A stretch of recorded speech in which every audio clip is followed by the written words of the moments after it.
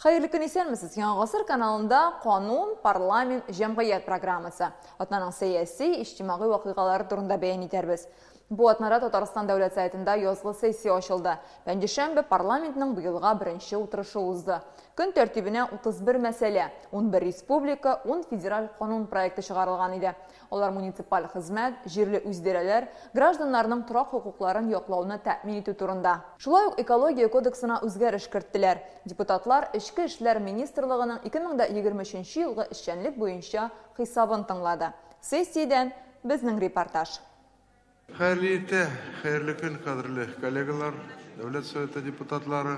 Депутатларның декабрьдән бирле җыелганы юк иде. Дәүләт Советы утырышын парламент составындагы үзгәрешләрне игълан итүдән башладылар. Депутат мандатын яңа гына алган Раил Шәмсетдинов Мәгариф һәм фән комитетында эшләячәк. Моңарчы торак сәясәте комитеты рәисе булган Александр Тыгин торак инспекциясына җитәкче итеп билгеләнде. Ул 2019 елда парламентка сайланган иде. Нәтиҗәле эшчәнлеге өчен парламент рәисенең рәхмәт хаты белән бүләкләнде. От имени всего депутатского корпуса позвольте выразить благодарность Александру Васильевичу Тыгину за активную парламентскую деятельность, отметить его высокопрофессионального, компетентного, инициативного председателя комитета по жилищной политике и инфраструктурному развитию. Дәүләт сайтында торак сәясәте һәм инфраструктура үсеше комитеты 6-нчы чакырылыш депутатларын сайлагач, 2019 елда булдырылды. Аның җитәкчесе итеп Александр Тыгин билгеләнгән иде. Аның җитәкчелегендә федераль үзәккә төрле канун тәкъдимнәре әзерләнде. Халыкны аварияле торактан күчерү, территорияләрне комплекслы үстерү, такси һәм пассажирларны йөртү стандартлары турында. Если вот сейчас оглядываться назад, то самые большие первые пакеты, поправок, законов, инициатив, это были прежде всего по аварийному жилью. Очень существенно нас услышал федеральный законодатель, скорректировали профильный закон по аварийке. Он сейчас совершенно другой имеет вид, у него на порядок выше гуманности, процедур, и он такой приемлемый всем сторонам, понятный. Эту тему развил целый пакет законов по комплексному развитию территорий. То есть он на федеральном уровне принят, на региональном. И вот вчера, допустим, была сессия Альметьевского района, где уже районы ставят себе задачу освоения своих территорий комплексно. Это очень хорошо. Достаточно большой пакет был по транспорту. Такси, корректировка прочих вещей. Самое главное, было установлены стандарты пассажирских перевозок. Они скоро вступят в силу, и перевозки будут одинаковые в каждом городе республики. Это важно. И вот под занавес, так скажем, сейчас завершает наш парламент большой, огромный объем работы по ТКО. Ел башы булганлыктан 51-нче утырышта депутатлар министрлык ведомстволарының 2023 елгы эшчәнлек турында хисапларын тыңлый. Беренче булып сүзне Ішкі эшләр министрлыгы ала. 2023 ел нәтиҗәләрен Артем Хахорин киткәннән соң министр вәкаләтләрен башкаручы Алексей Соколов игълан итте. Былтыр республикада 55 мең ярым җинаять теркәлгән, 23 меңе ачыла. 17 меңе айруча катлаулар рәтендә. Тулаем алганда республикада узган ел үтерү, сугышу, һөҗүм итү очраклары кимегән. Ә менә телефон аша кеше алдап акча урлау очраклары 1,5 тапкырга арткан. Этих преступлений только по Татарстану ежедневный составляет не менее 10 миллионов рублей. Сегодня Көн сайын 10 миллион сумны татарстанлылар мошенникларга күчерә. Бүген иртәнгенә карадым, үткән тәүлектә 18 миллион сум югалтканнар. Мондый хәл булмасын өчен Алексей Соколов республика халкын уяу булырга өнди. Шалтыратып банк хезмәткәре яисә телефон операторы дип таныштыручы кешегә ышанмаска, ул мошенниклар файдаланучы схеманы аңлатып күрсәтте. Там схема достаточно простая. Сезгә мошенник шалтыратам, үзен телефон операторы дип таныштырам. Сезнең симканың куллану вакыты чыккан, сез аны озайтасызмы дип сорарга мөмкин. Шул вакытта үзе сезнең номердан дәүләт хезмәтләре порталына кирергә омтылыш ясый. Сезгә порталдан СМС килә, мошенник шушы кодны әйтергә кушам, сез әйткәч, ул порталга кирип сезнең документларыгызны кулга төшерә һәм зур суммада сезнең исемегезгә кредит ала. Подает заявки на оформление кредитов, и на указанные счета получает ваши деньги. Я бы хотел по возможности обратиться тоже к Министерству цифрового развития. Нужно обратить внимание на уязвимость профиля личного кабинета и, конечно, проводить серьезную работу по информированию населения. Мондый җинаятьләрне кылырга мошенникларга балик булмаган балалар да булыша икән. Бу хакта үзләре белми дә кала. Алар еш кына акчаны кешедән барып алып каракларга тапшыручы курьер ролендә була. Шулай ук наркотик таратуда катнашалар. Үткән ел 15 яше тулмаган 16 бала зур күләмдә модельләр белән тотылган. Обратила внимание, что выросло число преступлений, совершенных несовершеннолетними. Балык булмаганнар тарафынан җинаять кылу очраклары арта. Ни өчен дип уйлыйсыз? Умыслов, наверное, а все-таки вот ваша официальная точка зрения, в чем причина? Основной акцент и приложение всех наших сил – это подростки, уже приступившие в закон. Но вот Үсмерләр арасында җинаятьчеләр арта, бер тапкыр канун бозып, исәптә торучылар арасында җинаятьчелекнең кимүен күрәбез. С ними картина обратная. Количество повторно совершивших преступления более чем на 9% по сравнению с прошлым годом у нас идет снижение. Узган ел Татарстанга келүче чит ил кешеләренең саны 400 меңгә җиткән. 3 меңе закон бозган өчен кайтарып җибәрелә. Шулай да алар Татарстандагы җинаятьчелеккә зур йогынты ясамый, ди Алексей Соколов. Депутатлар ана капиталы белән бәйле җинаятьләр турында сорады. Тумаган балалар өчен аны алу очраклары теркәлгән. Былтыр шулай 8 миллион сум акча үзләштерелә. Моның сәбәпләре закондагы актаплар. Фәрит Мөхәммәтшин парламентка мөрәҗәгать белән чыгарга өндәде. Если требуется законодательное какое-то регулирование, давайте совместно обращайтесь к нам. Значит, с вашими предложениями мы обязательно без рассмотрения не оставим. Я хочу поблагодарить всех правоохранителей. В докладе об этом было сказано. И прокуратура, и Следственный комитет, и другие структуры, и ФСБ по Республике Татарстан. Вот в такой ситуации, в условиях психологического давления на нашу республику, в том числе многонациональную республику, многоконфессиональную республику, мы по докладу исполняющего обязанности министра Алексея Владимировича выдержали, и развернутую работу в этом направлении проводится. Татарстанда кеше хукуклары буенча вәкаләтле вәкил дә үз эшчәнлеге турында сөйләде. Узган ел аңа төрле сервислар аша 160 меңнән артык мөрәҗәгать килгән. Торак коммуналь хуҗалык проблемалары, табибка язылып булмау һәм транспортның начар йөрүе буенча зарлар күп. Январь ахырында бик күп хәзер тоже без алабыз көн сайын. Яңа маршрутлар буенча язып җибәрәләр, яңа маршрут кирәк. Автобуслар җитми. Менә ул турында кеше безгә язалар. Аны ничек хәл итеп була? Сез аны ничек тикшерәсез? Без аны тикшерәбез. Без ул хатларны без җибәрәбез транспорт оешмаларга, аннары муниципаль районнарга, чөнки бу полномочия муниципаль районнарны, аннары контрольдә тотып, карыйбыз ничек хәл ителә бу проблемалар. Я думаю, эта форма работы вполне устраивает. Чем шире будем приглашать людей и посвящать этим вопросам вот эту тему, тем больше они будут знать свои права и полномочия. Тем больше будут знать. И я думаю, что тем защищеннее они станут вот по этим вопросам в нашей республике. Главам муниципальных образований. Я особо хочу обратиться вот с этой трибуны. Эта работа в правительстве нашей республики ведется. Алексей Валерьевич, вопросов нет в министерствах, в ведомствах, справку, которой я ознакомился, тоже об этом говорит. Но в муниципалитетах, Асхат Ахметович, нам надо довести эту работу. Человеческие вопросы в целях защиты их прав и свобод, конечно, поднимают. Давайте такое постановление примем. И я прошу комитеты и правительство нашей республики взять его на контроль. КФУ җитәкчелеге югары уку йортында приоритет 2030 программасын тормышка ашыру турында бәян итте. Бүген алар Россиянең иң яхшы уку йорты исемлегенә кергән. 3 ел эчендә 5 күрсәткечкә югары күтәрелгәннәр. Университет студентлар стартабы федераль конкурсында җиңүчеләр саны буенча илдә дә, республикада да беренче урында. ВУЗ республикадагы социаль өлкә икътисад өчен белгечләр әзерли. Узган ел табиблар, укытучылар, дәүләт хезмәткәрләре, IT белгечләр саны 31 меңгә җиткән. Депутатлар татар теле белгечләрне әзерләү турында сорады. Как идет, значит, использование татарского языка и подготовка кадров национальных? По обучению на татарском языке, значит, мы выполняем госзаказ от Республики Татарстан. У нас обучаются и педагоги на татарском языке, и специалисты по истории татарского народа. Мы здесь продолжаем обучение, и никаких я таких проблем не вижу. Более того, те педагоги, которые обучаются по заказу, они получают достаточно хорошие стипендии. Кстати, вопрос о стипендиях. Они получают стипендию по 15 тысяч рублей. Вопрос только в том, что они должны после обучения отработать свои обязательства в школах Республики Татарстан.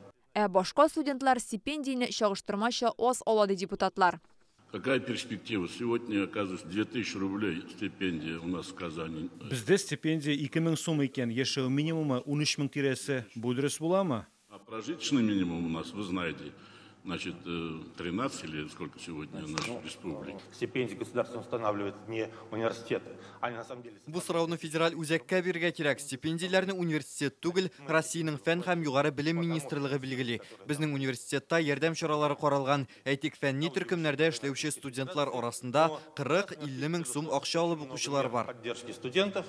У нас есть студенты, которые получают, работая в научных группах, и по 40, по 50 и по 60 тысяч рублей в месяц. Есть такие студенты. Значит, ну, наверное, есть. Но сегодня Минобрнауки, значит, там директивное письмо по университетам, что вопросы решать надо, исходя из тех финансовых возможностей, которые у вас есть. Мы не можем нарушить федеральный закон, который устанавливает размер стипендий.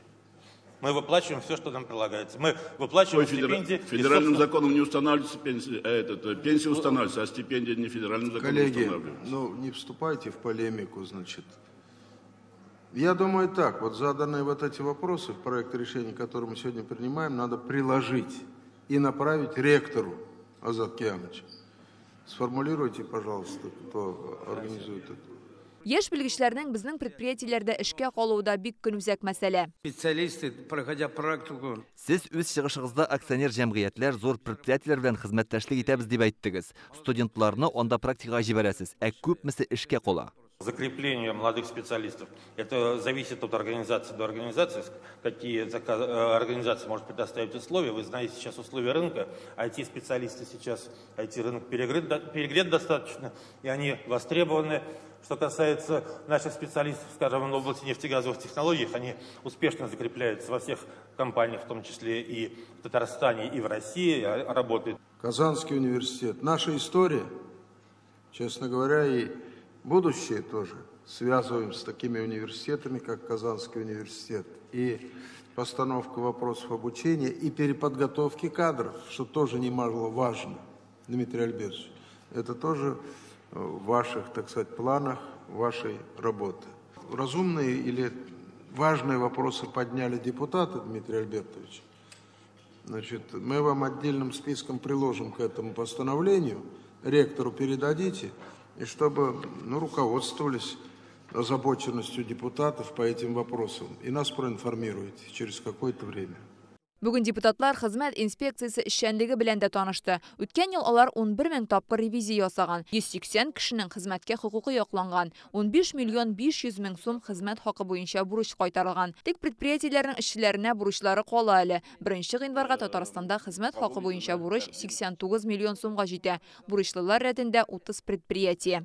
Инспекция продолжает вести учет сумм задолженности по заработной плате в ликвидированных организациях. Безнең инспекция белгенлеккә чыккан оешмалардан хезмәткәрләренә хезмәт хакы түләтү эшен алып бара. Шундый 29 оешманың 32 миллион сум хезмәт хакы бурычы кала әле. Составляет 29% от общей суммы задолженности. Анализ задолженности по заработной плате на сегодняшний день показал, что основными районами, имеющими задолженность по заработной плате, являются Лениногорский район, Вахитский район города Казани, Приволжский район города Казани. Остальные районы вы можете увидеть на слайде. Хезмәт инспекциясының иң зур максаты эш урынында иминлекне тәэмин итү. Ләкин хезмәт коллективларында, эш урыннарында бәла-казалар килеп чыгып тора. Иң күп очраклар Казан, Чаллы, Әлмәттә теркәлгән. Бүгенге утырышта белдерүләренчә, эш урынында хезмәткәрләр белән төрле бәла-казалар килеп чыккан очракта бу оешмаларның җитәкчеләре әлеге фактларны кешегә күрсәтмәскә, йомып калырга, яшерергә тырыша. Узган ел шундый 14 хәл ачыклана. Аның икесендә хәтта үлем очрагы була, ә 6-сында эшчеләр авыр тән җәрәхәтләре алган. Вопрос актуальный, жизненный. Заниматься надо этими делами очень серьезно и держать все эти вопросы на контроле. На что и направлен подготовленный проект постановления нашего сегодняшнего заседания. Ставлю его на голосование и предлагаю принять. Дәүләт сайтының бу утырышында шулай Татарстанның 10 канун проектын федераль законнарга тәңгәлләштерделәр. Бу атнада Дәүләт Советы тормышы депутатлар эшчәнлеге һәм республикадагы хәл иткеч вакыйга хәлләр турында кыскача безнең махсус сәхифә парламент көндәлеге. Бу көннәрдә Татарстанның барлык мәктәпләрендә дәүләт сайты, шәһәр һәм район сайты депутатлары катнашында парламент дәресләре уза. Быел алар киләчәкне сайлыйбыз дигән темага үткәрелә. Казанның 187 лицейында дәресне парламент рәисе Фәрит Мөхәммәтшин алып барды. Ул укучыларга республикадагы хөкүмәт төзелеше, закон чыгару һәм башкарма органнар эшчәнлеге турында сөйләде. Быел Россия, шул исәптән Татарстан да зур сайлаулар чорына аяк баса. Алар аша без ил киләчәген билгелибез, диде Фәрит Мөхәммәтшин. Балалар үзләре дә сайлауларның ничек үтүен күз аллый алды. Лицейда белем алучылар әлеге уку йорты эшчәнлеген яхшырту турында проект һәм программалар тәкъдим итте. Калганнар махсус бюллетеннәрдә алар өчен тавыш бирде. Парламент дәресләре беренчедән укытучыларыбызны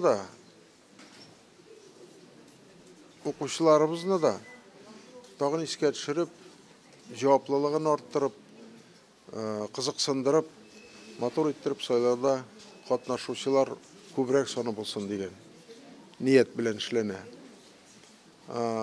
Миңа бик ошады, кандидатларын да беләләр. Менә 4 кандидат киләчәк беренче сайлаулар инде менә март аенда була торган. Минем уйлавым буенча безнең халык 80-90% килер һәм битараф булып калмаслар. Яшьләр өчен яңа үзәкләр төзергә, аларны авылда калдыру юлларын эзләргә һәм әлеге буын катнашындагы хукук бузуларны киметергә. Шушы һәм башка бурычларны Яшьләр эшләре министрлыгының йомгаклау коллегиясендә куйдылар. Узган ел республикада әлеге тармакта 39 объект сафка бастырылган. Быел Азнакай, Биектау, Яшелүзән, Түбәнкам районнарында һәм Казанда яңа үзәкләр барлыкка киләчәк. Ремонт һәм төзелеш эшләренә 3 миллиард 800 миллион сум акча тотылачак. Бу эштә Мәгариф илкүләм проектының ярдәме зур. Аның буенча узган ел 136 миллион сум акча бүлеп бирелгән. Яшьләр кылган җинаятьләрне киметү өчен егет-кызларны эш белән тәэмин итәргә кирәк дип белгечләр. Авыр тормыш хәлендә калган гаиләләрдә тәрбияләнүчеләрне лагерьләргә җәлеп итү мөһим. Әтиләре СВО зонасындагы балаларның җәйге ялын сыйфатлы итеп оештыру да төп бурычларның берсе. Нам надо направить усилия молодежи к тому, чтобы они цеплялись за свое производство, меры предпринимать для этого. Трудоустроить, зарплату достойную платить, так, чтобы в сельской местности закреплялась народившаяся и подросшая молодежь. Яшьләр илебезнең һәм республикасының киләчәге. Татарстанда яшьләр саны 1 миллионнан артып китә. Бу халыкның 4тән 1 өлеше дигән сүз. Районнарга чыкканда без тармак җитәкчеләре, студентлар, авыл яшьләре белән очрашу уздырабыз. Яшьләрнең фикерләрен тыңлыйбыз. Татарстан халыклары яшьләр ассамблеясына яңа җитәкче сайланды. Бу вазифаны Мария Стуклова башкарачак. Моңа кадәр ул ассамблея рәисе Тимур Кадыровның урынбасары була. Тимур узган ел ахырыннан халыклар дуслыгы йортын җитәкли. Яшьләр ассамблеясы оешканга быел 10 ел тула. Ул Татарстанда яшәүче 30дан артык милләт вәкилен берләштереп торучы иҗтимагый оешма. Биредә гамәлгә ашырылучы проектларның төп максаты халыкларның мәдәни мирасын саклау, безнең республикадагы милләтләрнең туган телләрен үстерү һәм популярлаштыру. Татарстанга чит илләрдән килгән студентларга ярдәм итү, яшь буында ватанпәрвәрлек хисен тәрбияләү дә өстенлекле бурычларның берсе булып тора. Это одна большая многонациональная семья. Яшьләр ассамблеясы күп милләтле зур бер гаилә. Без читтән килгән егет-кызларга республикадагы тормышка яраклашырга ярдәм итеп кенә калмыйбыз. Монда үзләрен өйләрендә кебек хис итсеннәр дип тырышабыз. Безнең алда җитди бурычлар тора. Аларга уртак көч белән ирешә алырбыз дип ишанам. Большой семьей движемся вперед. Важность вот этой работы, которой вы занимались и занимаетесь, и будем заниматься, она бесценна. Потому что мы работаем с молодыми людьми, позволяем им сориентироваться в этой жизни, подготовить их к будущей жизни, а значит заботимся о будущем своей республики и своей страны, а значит каждого здесь сидящего. Бу атнада Россия тарихи берләшмәсенең Татарстандагы бүлеге Лисичанскига гуманитар ярдәм җибәрде. Азык-төлек, кием, салым, төзелеш материаллары, җылыткычлар, ноутбуклар, китаплар 88-нче мотоукчы бригадасына тапшырылачак. Әлеге акцияны Россия тарихи берләшмәсенең Приморский крайдагы бүлеге оештырган. Алар Владивостоктан Луганскига кадәр барачак. Төрле шәһәрләрдә туктап хәрбиләргә ярдәм җыялар. Казан алар юлындагы 10-нчы шәһәр. Бу гуманитар ярдәмне тупларга КФУ студентлары ярдәм иткән. Авиа йөрештә катнашучылар бүген аларга рәхмәтен җиткерде. Цель нашей акции, да, это показать тем ребятам, которые там. Бу акцияның максаты махсус хәрби операциядә катнашучыларга Луганск һәм Донецкта яшәүчеләргә бердәм булуыбызны күрсәтү. Гуманитар ярдәмне тапшыргач, без алар белән аерым очрашып та сөйләшәчәкбез. Безнең теләктәшлек аларга көч бирә. От одной крайней точки до другой. Шершембе Балык Бистәсе районында да ел нәтиҗәләрен барладылар. Сессия утырышында Дәүләт Советы рәисе Фәрит Мөхәммәтшин катнашты. Парламент башлыгы узган ел капиталь ремонт ясалган беренче гимназияны карады. Федераль һәм республика программалары буенча 38 объект төзелә һәм төзекләндерелә. 2023 елда районда миллиард ярым сумлык продукция җитештерелгән. Җирле оешмалар үз мәшгульләр продукциясе белән күргәзмәдә катнаштылар. Район өчен мөһим мәсьәлә җәйге чорда су җитмәү. Мөгезе эретерлек савым сыерларының саны кимегән. Республикада бу юнәлеш өчен грантлар бар. Аларда актив катнашырга кирәк ди парламент башлыгы. Резервы у вас для того, чтобы улучшить показатели, о которых Радик Рамисович докладывал, значительные. Меньшулай деп отырдым. Посмотрел на эти цифры. Хочу разбудить вас, вот эту инициативность. Тухталя, это же по моему предложению мы решили вот такую задачу в Рыбной Слободе. А мы ее, может, на всю республику распространим. Нужную, полезную, важную. Вы лучше нас знаете местные проблемы. Будьте активными. Времена такие, что мы эти задачи решать должны совместными усилиями. Татарстанда соңгы 10 ел дәвамында күп балалы гаиләләр саны 2 тапкыр арткан. Хәзер республикада 3 һәм аннан да күбрәк бала тәрбияләүчеләр 50,200 бар. Дарья белән Марсель Хисмәтуллиннар да шундыйлардан. Күп балалы булып 4 ай элек кенә Акмал исемле уллары тугач санала башлыйлар. Шуңа күрә Россиядә игълан ителгән гаилә елын алар яңа мәшәкатьләр белән уздырачак. Малайларны тәрбияләү серләре, гаиләнең гореф-гадәтләре турында хәбәрчебез Лиана Бәхтиевага сөйләделәр. Дарья Хисмәтуллина 4 айлык Акмал исемле улын бишек җырын сузып йоклата. Бу аның 3нче баласы. Беренчесен Камилне 20 яшендә тапкан. Аңа хәзер 4 яшь, уртанчысы Эмилгә тиздән 3 тула. Малайлар чын ярдәмчеләр булып үсә. Вот, понимаешь, наверное. Марсель белән Дарья мәктәп елларыннан бирле бергә. 2017 елда гаилә коралар. Егет армиядан кайткач яраткан кызына тәкъдим ясый. 1 елдан аларның уллары туа. У меня есть большая семья, очень дружная, веселая. Мы любим на коньке кататься, на лыжах. Кечкенә улына 4 кенә ай булуга карамастан Дарья эшеннән туктап тормаган. Ул сәнгать мәктәбендә 40 баланы җырларга өйрәтә. Я и работаю, и занимаюсь детьми. Мин эшлим дә, үз балаларымны тәрбияләргә дә өлгерәм, ирем дә хезмәттә. Әти-әниләр янәшәдә, алар ярдәм итә. Шул сәбәпле бар эшкә дә җитешәбез. Дәүләттән дә ярдәм яхшы хәзер, төрле ташламалар бар. Гаилә башлыгы полициядә эшли, кечкенә хуҗалыгы бар. Ул куяннар үрчетә, Зевс кушаматлы этләре дә бар. Нету, я ему говорю, не тебе же. Это маме. Хисмәтуллиннарны 3нче бала туулары һәм күп балалы гаилә статусын алулары белән котларга Казаннан делегация килде. Алар яшьләргә демография күләм проекты кысаларында каралган ташламалар турында сөйләде. Торак коммуналь субсидия бар, аннарысын 6 яшькә балаларга даруга субсидия һәм транспорт субсидия каралган. Һәм Рустам Нургалевич Миниханов карары буенча кая гаиләдә 3нче бала туа, әнигә 29 яшь җитмәгән вакытта алар 100 000 сум акча алалар. Республикада социаль яклауга бүленгән акчаларның яртысы күп балалы гаиләләргә ярдәм итүгә җибәрелә. Татарстанда соңгы 10 елда аларның саны 2 тапкырга арткан. Хәзер республикада 3 һәм аннан да күбрәк бала тәрбияләүчеләр 50,200 бар. У нас есть семейная традиция. Безнең гаиләдә шундый гадәт бар. Без ел сайын июльнең соңгы якшәмбесендә әти-әниләремнең өйләнешкән көнендә табигатькә чыгабыз. Бу көнне барлык эшләрне читкә куеп, игътибарны балаларга, якыннарыбызга юнәлтәбез. Көймәдә yüзәбез, бадминтон уйныйбыз, балык тотабыз. Ил президентын сайларга да бергәләшеп барачаклар. Татарстанда ул быел гаилә белән бергә сайлыйбыз шигәре белән уза. Скоро у нас состоятся выборы президента страны, и мы обязательно пойдем туда всей семьей для того, чтобы исполнить свой гражданский долг. Бүгенгә менә шушылар, игътибарыгыз өчен зур рәхмәт. Кануннарны белегез, парламент тормышын күзәтегез. Сау-сәламәт булыгыз.